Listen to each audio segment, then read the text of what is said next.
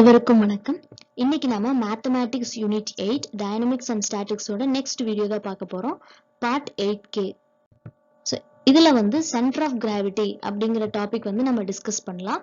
இப்போ எப்படி moment of இனர்ஷியாக்கு ஒவ்வொரு ஷேப்புக்கும் ஒரு டேபுலேஷன் பார்த்தோமோ, அதே மாதிரி centre of gravity for different shapes and ஆப்ஜெக்ட்ஸ்க்கும் நம்ம பார்ப்போம். ஸோ எப்படி மூமெண்ட் ஆஃப் இனர்ஷியா நீங்க ஞாபகம் வச்சுட்டீங்களோ, அதே மாதிரி சென்டர் ஆஃப் கிராவிட்டியோட வேல்யூஸையும் நீங்க ஞாபகம் வச்சுக்கணும். கண்டிப்பா அதுல இருந்து கொஸ்டின்ஸ் வரலாம். ஆனா மூமெண்ட் ஆஃப் இனர்ஷியால இருந்து நிறைய கொஸ்டின்ஸ் கேட்டிருக்காங்க. ஸோ நெக்ஸ்ட் சென்டர் ஆஃப் கிராவிட்டில இருந்து கொஸ்டின்ஸ் கேட்கலாம். So first centre of gravity பத்தின ஒரு சில டெஃபினிஷன்ஸ் பார்க்கலாம். ஆல்ரெடி சென்டர் ஆஃப் கிராவிட்டினா என்னன்னு பார்த்தோம். என்னன்னு சொன்னோம், ஒரு ஆப்ஜெக்டோட வெயிட் எல்லாமே எங்க ஈவனா டிஸ்ட்ரிபியூட் ஆயிருக்கோ அதுதான் சென்டர் ஆஃப் கிராவிட்டி அப்படின்னு நம்ம சொன்னோம். The center of gravity is a point at which the weight is evenly dispersed and all sides are in balance. So point center of gravity ல நம்ம கான்டாக்ட்ல இருந்தோம்னா எல்லா சைடுமே எப்படி இருக்கும் அப்படின்னா பேலன்ஸ்டா இருக்கும். Next, at dash the total gravitational torque on the body is 0. So இந்த பாயிண்ட்ல center of gravityங்கிறது ஒரு பாயிண்ட் தான். இப்போ எக்ஸாம்பிளுக்கு ஒரு ஸ்டோன் இருக்கு அப்படின்னா, இப்போ இதுதான் அந்த ஸ்டோனோட சென்டர் ஆஃப் கிராவிட்டி நம்ம கண்டுபிடிச்சிட்டோம். இதுதான் அப்படின்னா, ஸோ இந்த பாயிண்ட் இருக்கு இல்லையா, இந்த பாயிண்ட்ல டோட்டல் கிராவிடேஷனல் டார்க் ஜீரோவா இருக்கும். Next, when a rigid body is supported at its center of gravity, it is said to be in. So இதுதான் சென்டர் ஆஃப் கிராவிட்டின்னு சொன்னோமா. இப்போ இந்த பாயிண்ட்ல வச்சு நான் என்ன பண்ணிக்கிறேன் அப்படின்னா சப்போர்ட் பண்ணிக்கிறேன். இந்த ஆப்ஜெக்ட் நான் சப்போர்ட் பண்ணிட்டேன் அப்படின்னா இந்த ஆப்ஜெக்ட் எதுல இருக்குன்னு அர்த்தம் அப்படின்னா ஈக்குலிபிரியத்துல இருக்கு அப்படின்னு அர்த்தம். Next, the point through which the resultant of all parallel force passes in the body is called. இப்போ எக்ஸாம்பிளுக்கு ஒரு பாடி இருக்கு அப்படின்னா இதுல என்ன இருக்கும், நிறைய நம்பர் ஆஃப் பார்ட்டிகல்ஸ் இருக்கும். ஒவ்வொரு பார்ட்டிகளும் இன்னொரு பார்ட்டிகல் மேல ஃபோர்ஸை கொடுக்கும். ஸோ எல்லா ஃபோர்ஸையும் ஆட் பண்ணோம் அப்படின்னா, எல்லா parallel ஃபோர்ஸையும் ஆட் பண்ணோம் அப்படின்னா அதுக்கு பேர் தான் ரிசல்டன்ட் ஃபோர்ஸ் அப்படின்னு அர்த்தம். ரிசல்டன்ட்னா இருக்கிற எல்லா ஃபோர்ஸையும் ஆட் பண்றோம்னு அர்த்தம். ஸோ எல்லா ஃபோர்ஸையும் ஆட் பண்றப்போ அந்த எல்லா ஃபோர்ஸோட ரிசல்டன்ட் வேல்யூ இருக்கு இல்லையா. ஸோ இந்த ஃபோர்ஸ்னு இருக்கிற எல்லா ஃபோர்ஸும் ஆக்ட் ஆகுற அந்த ரிசல்டன்ட் வேல்யூ இது எந்த பாயிண்ட் வழியா பாஸ் ஆகும் அப்படின்னா சென்டர் ஆஃப் கிராவிட்டி வழியா பாஸ் ஆகும். ஸோ ஒரு ஆப்ஜெக்ட் இருக்கு அப்படின்னா அதுக்குள்ள நிறைய பார்ட்டிகல்ஸ் இருக்கும். ஒவ்வொரு பார்ட்டிகளும் இன்னொரு பார்ட்டிகல் மேல ஃபோர்ஸை ஆக்ட் பண்ணும். ஸோ எல்லா ஃபோர்ஸையும் parallel ஃபோர்ஸ்னு சொல்லுவோம். அதை எல்லாத்தையும் ஆட் பண்ணோம்னா அதுக்கு பேரு ரிசல்டன்ட் ஃபோர்ஸ். இந்த resultant force centre of gravity வழியா பாஸ் ஆகும்.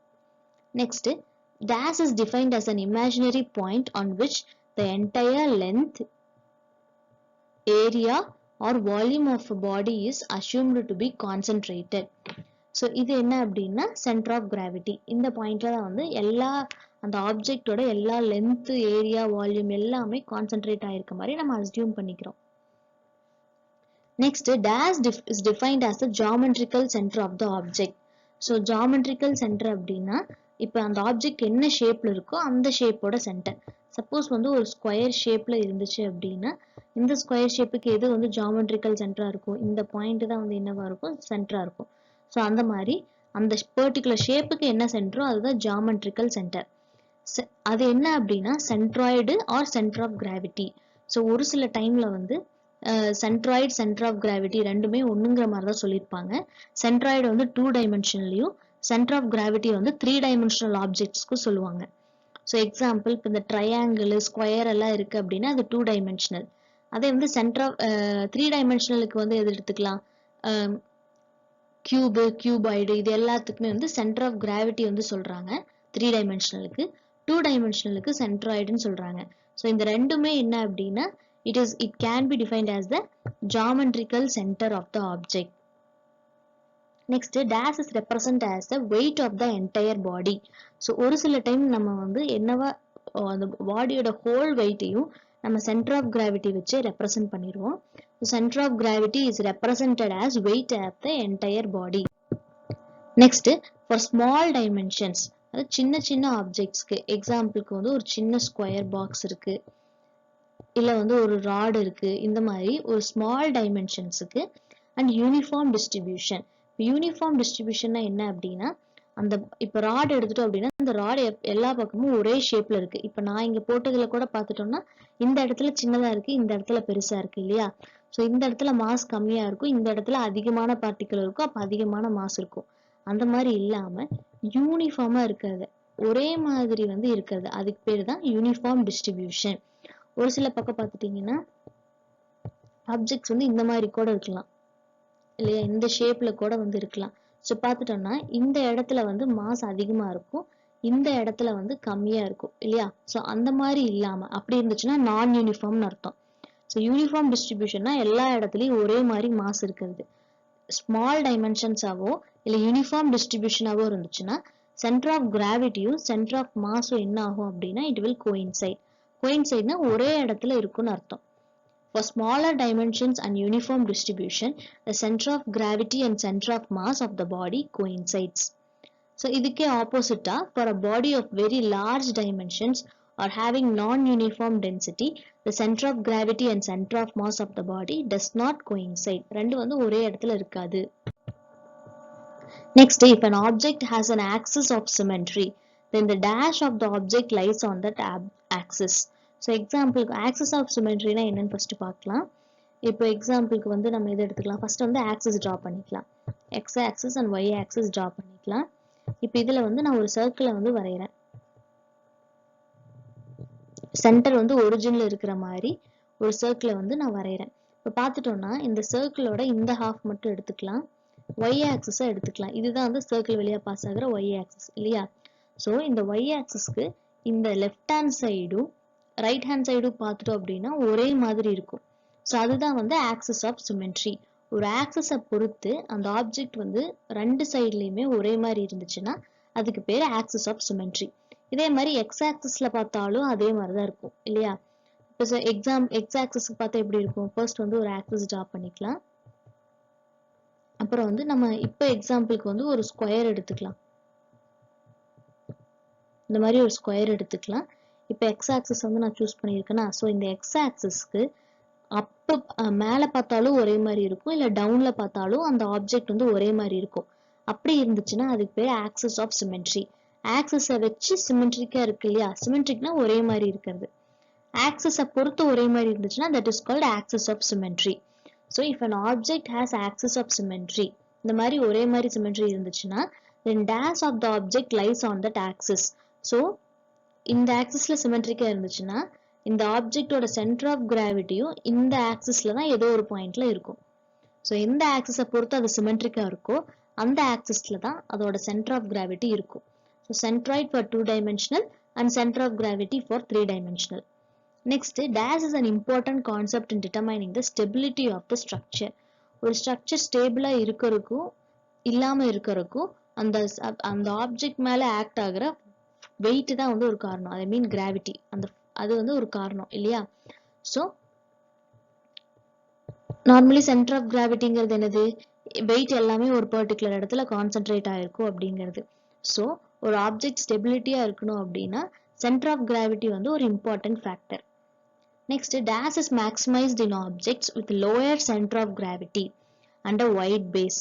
சப்போஸ் பேஸ் வந்து ரொம்ப வைட் பேஸா இருந்துச்சு அப்படின்னா அந்த மாதிரி இடத்துல, இப்போ சப்போஸ் வந்து ஒரு ஆப்ஜெக்ட் இருக்கு, இதோட பேஸ் வந்து வைட் பேஸா இருந்துச்சுன்னா இதுக்கு சென்டர் ஆஃப் கிராவிட்டி மேக்ஸிமமா இருக்கும்.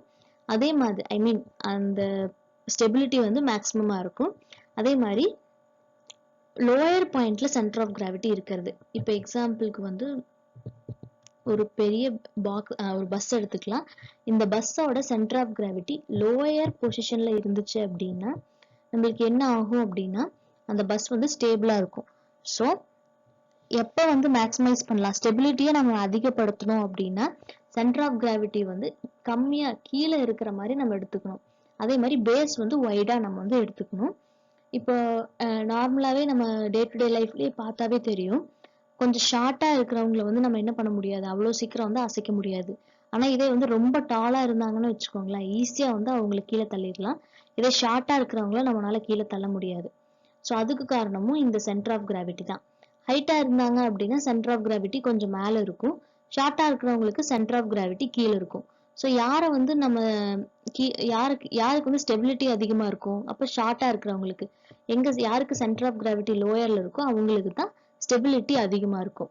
ஸோ ஷார்ட்டா இருக்கிறவங்களுக்கு ஸ்டெபிலிட்டி அதிகமா இருக்கங்காட்டி நம்மனால அவங்கள அவ்வளோ சீக்கிரம் கீழே தள்ள முடியாது.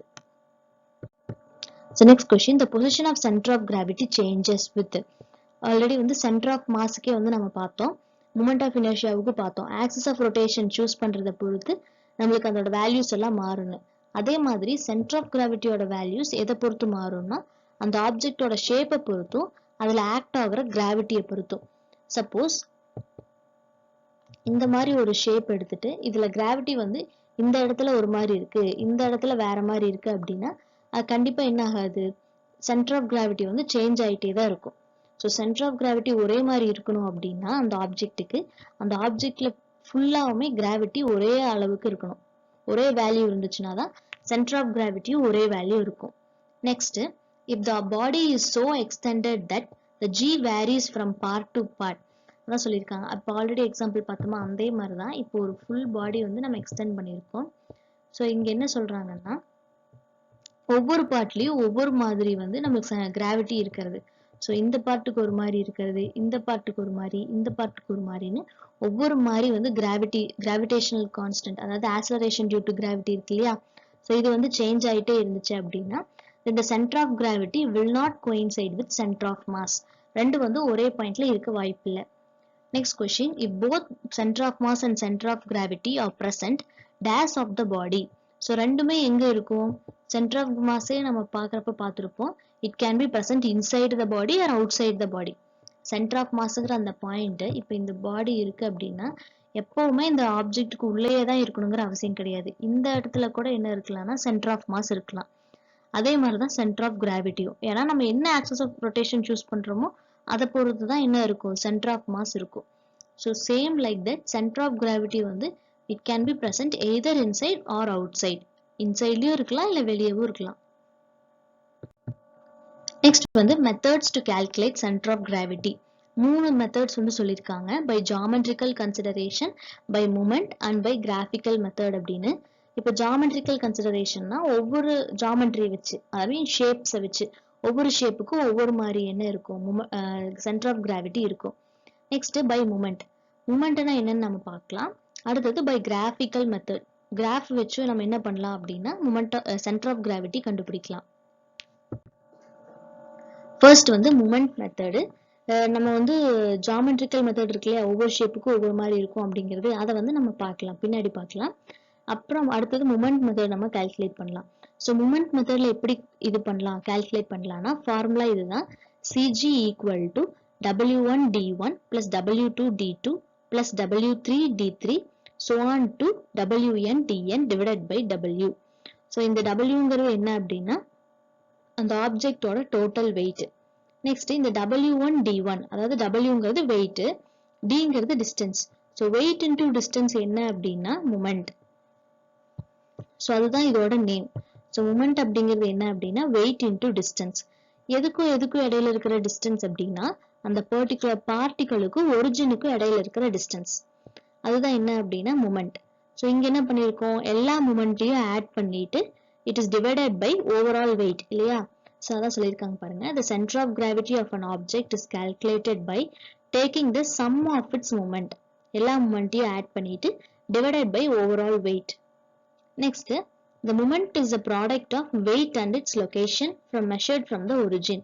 ஸோ மூமெண்ட்டுங்கிறது என்ன அப்படின்னா வெயிட்டுக்கும் அந்த ஆப்ஜெக்ட் லொக்கேட் ஆயிருக்கிற அந்த டிஸ்டன்ஸுக்கும் இடையில இருக்கிற ப்ராடக்ட் தான் வந்து மூமெண்ட். Next graphical method. இப்போ கிராஃபிக்கல் மெத்தட்னா என்ன அப்படின்னா இப்போ சப்போஸ் வந்து நம்ம first X axis and Y axis வந்து நம்ம டிரா பண்ணிடலாம். இப்போ நம்ம வந்து ஒரு பாலுக்கு வந்து சென்டர் ஆஃப் கிராவிட்டி கண்டுபிடிக்கணும்னு நம்ம எடுத்துக்கலாம்.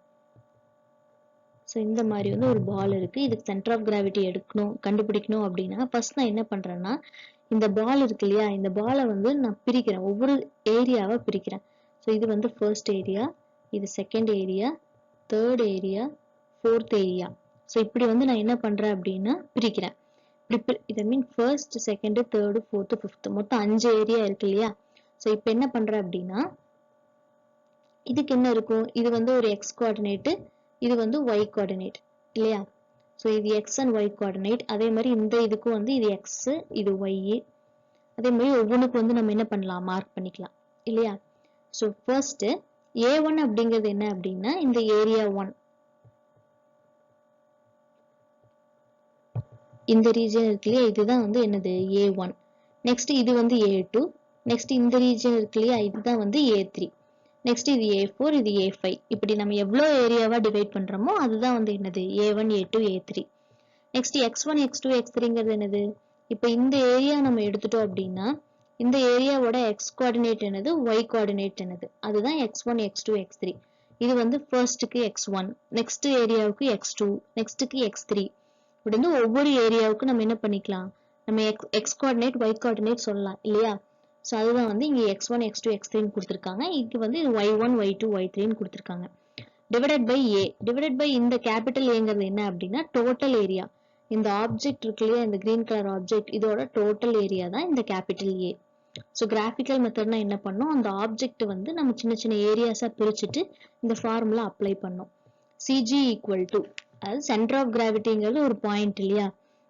ஃபார் எக்ஸாம்பிள் இப்போ இதுதான் வந்து இந்த ஆப்ஜெக்டோட சென்டர் ஆஃப் கிராவிட்டி இருக்குன்னா இது வந்து என்னது, இது ஒரு பாயிண்ட். ஸோ இந்த பாயிண்ட்டை நான் என்ன பண்ணலாம், x, y நான் சொல்லலாம் இல்லையா. ஸோ கிராஃப்ல எந்த பாயிண்டா இருந்தாலும் நான் x, y கண்டிப்பா சொல்லலாம் இல்லையா. ஸோ இப்போ இதுதான் என்னது y, இந்த டிஸ்டன்ஸ் தான் y. நெக்ஸ்ட் இந்த டிஸ்டன்ஸ் இருக்கு இல்லையா, இதுதான் x. So x, y.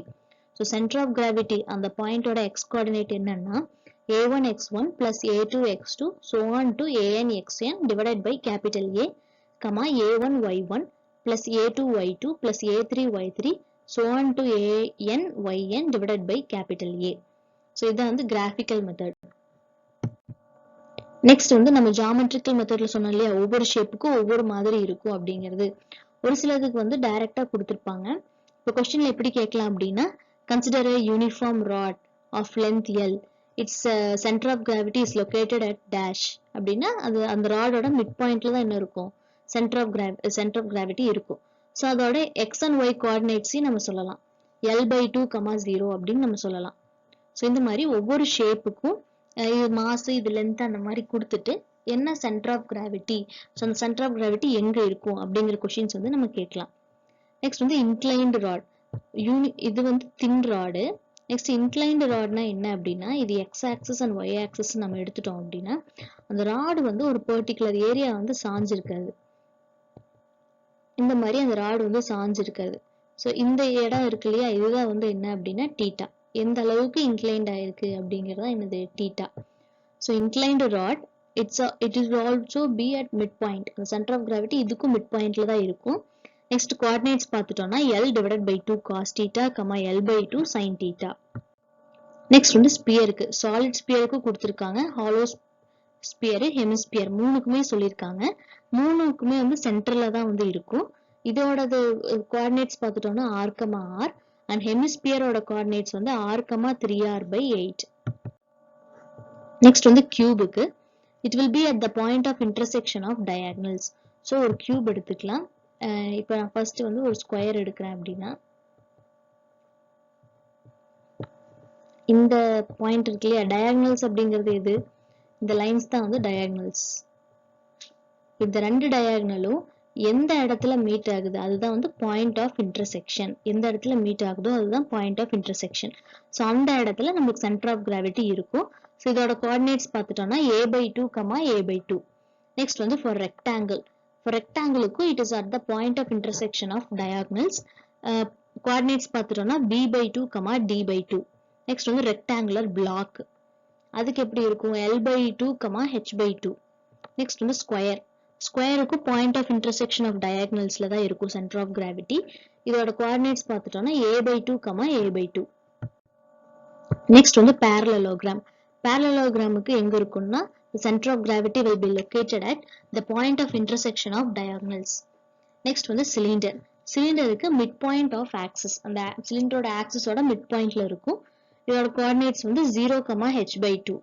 For pyramid, பிரமிடுக்கு வந்து at a distance h/4 from its base along the axis. So பேஸ்ல இருந்து h/4 அப்படிங்கிற டிஸ்டன்ஸ். இப்போ இது பேஸ் அப்படின்னா h/4 அப்படிங்கிற டிஸ்டன்ஸ்ல தான் வந்து என்ன இருக்கும் அப்படின்னா இந்த பாயிண்ட் வந்து இருக்கும். Next for a triangle it is at the point of intersection of medians. So இது ரொம்ப இம்பார்ட்டன்ட் ட்ரையாங்கிளுக்கு. b/3, h/3 தான் இதோட கோஆர்டினேட்ஸ். நெக்ஸ்ட் வந்து for a cone and a right circular cone. கோனுக்கு பார்த்துட்டோம் அப்படின்னா சென்டர் ஆஃப் கிராவிட்டியோட கோஆர்டினேட்ஸ் வந்து 0, h/4. ரைட் சர்க்குலர் கோனுக்கு வந்து 0, h/4. ஸோ ரெண்டுக்குமே 0, h/4 தான். நெக்ஸ்ட் வந்து சர்க்கிள்ஸ். சர்க்கிள்ல சர்க்குலர் ரிங் இருக்கு, டிஸ்க் இருக்கு, அதுக்கப்புறம் செமி சர்க்கிள் அதாவது பாதி சர்க்கிள், அடுத்தது சர்க்குலர் குவாட்ரண்ட்னா அதுலயும் பாதி. இப்போ எக்ஸாம்பிளுக்கு வந்து நான் இது வந்து ஒரு சர்க்கிள்னு எடுக்கிறேன் அப்படின்னா சர்க்கிள்ல இந்த ஹாஃப் இருக்கு இல்லையா, இதோட நான் பிரிச்சுட்டேன் அப்படின்னா இது என்னது அப்படின்னா செமி சர்க்கிள். ஓகேவா? இப்போ இந்த செமி சர்க்கிள்லயும் பாதி தான் என்னது குவாட்ரண்ட். இந்த மாதிரி செமி சர்க்கிள்ங்கிறது இப்போ எப்படி இருக்கும், இந்த மாதிரி இருக்கும் இல்லையா, சர்க்கிளோட பாதி. ஸோ இதையும் பாதியா நான் டிவைட் பண்ணேன் அப்படின்னா அதுதான் என்ன அப்படின்னா குவாட்ரண்ட். ஸோ இந்த இது இருக்கு இல்லையா 1/4 சர்க்கிளை பிரிக்கிறோம், 1/4 தான் சர்க்கிளை பிரிச்சுன்னா அதுதான் வந்து குவாட்ரண்ட். ஸோ அடுத்து வந்து ஆர்க். ஆர்க்னா என்னன்னா ஒரு சின்ன ஏரியா, இந்த குவாட்ரண்ட் கூட இல்லாம ஒரு சின்ன ஏரியா தான் arc. Next for circular ring அது சென்டர்ல தான் இருக்கும், சர்க்குலர் டிஸ்க்குக்கும் சென்டர்ல தான் இருக்கும். கோஆர்டினேட்ஸ் பார்த்துட்டோம்னா இதுக்கு r, r, இதுக்கும் r, r. நெக்ஸ்ட் வந்து for semi circle r, 4r divided by 3π. For a circular quadrant it is 4r divided by 3π, 4r by 3π. ஒரு ஆர்க்குக்கு பார்த்துட்டோம் அப்படின்னா r sin alpha divided by alpha, 0. So ஆல்ஃபாங்கிறது என்ன அப்படின்னா இந்த ஆங்கிளா தான் இருக்கும். கண்டிப்பா அந்த ஆர்க் இருக்கு அப்படின்னா இப்படி ஒரு ஆர்க் இருக்கு அப்படின்னா இது சென்டருக்கு இந்த மாதிரி லைன் வரைஞ்சோம்னா இந்த ஆங்கிள் இருக்கு இல்லையா, இதுதான் வந்து என்னன்னா ஆல்பா. நெக்ஸ்ட் வந்து ஃபார் ட்ரெபீஷியம். ட்ரெபீஷியமுக்கு வந்து சென்டர் ஆஃப் கிராவிட்டி பாருங்க a/2, a plus 2b divided by a plus b into h/3. Next for semi ellipse அடுத்தது எலிப்டிக் குவாட்ரண்ட். செமி எலிப்ஸ்னா அதே தான், எலிப்ஸ்ல வந்து பாதி. ஸோ இந்த மாதிரி வந்து நம்மளுக்கு ஒரு எலிப்ஸ் இருக்கு அப்படின்னா ஸோ இதுல பாதி தான் என்னன்னா செமி எலிப்ஸ். நெக்ஸ்ட் அதுலயும் பாதி போட்டோம் அப்படின்னா அதுதான் என்னது அப்படின்னா எலிப்டிக்கல் குவாட்ரண்ட். ஸோ இதுதான் வந்து எலிப்டிக்கல் குவாட்ரண்ட். ஃபுல்லா பார்த்தோம்னா இது வந்து செமி எலிப்ஸ். ஸோ செமி எலிப்ஸுக்கு வந்து 0, 4b divided by 3π and elliptical குவாட்ரண்ட்டுக்கு பார்த்துட்டோம்னா 8a divided by 15, 8b by 15. So இதுதான் வந்து இம்பார்ட்டன்ட் ஷேப்ஸோட சென்டர் ஆஃப் கிராவிட்டி. முன்னாடி சொன்ன மாதிரி தான் சென்டர் ஆஃப் மாஸ்லயும் வேற ஏதாவது தெரிஞ்சதுன்னா அதையும் வந்து ஆட் பண்ணி டேப்லேஷன் பண்ணிக்கோங்க அப்படின்னு. அதே மாதிரி தான் உங்களுக்கு வேற ஏதாவது சென்டர் ஆஃப் கிராவிட்டி வேல்யூஸ் தெரிஞ்சிருந்தாலும் அதையும் நீங்க டேப்லேட் பண்ணி வச்சுக்கோங்க. மற்றதை நம்ம நெக்ஸ்ட் கிளாஸ்ல பார்க்கலாம். தேங்க்யூ.